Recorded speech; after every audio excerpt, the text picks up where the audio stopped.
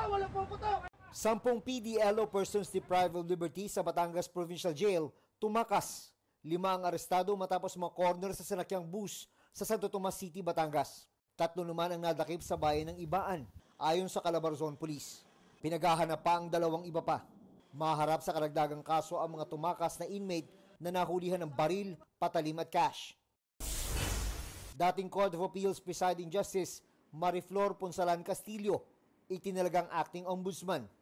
Kasunod ito ng pagre-retiro ni Ombudsman Samuel Martires. Special Prosecutor sa Ombudsman si Ponsalan Castillo mula noong October 2024. Dati na rin siya nagsilbi sa Ombudsman nung ito'y Office of the Tanod Bayan pa.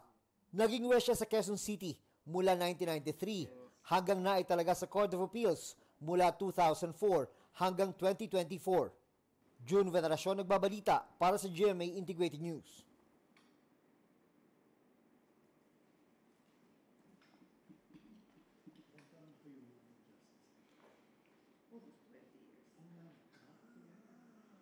I started my career as prosecutor in the office of the...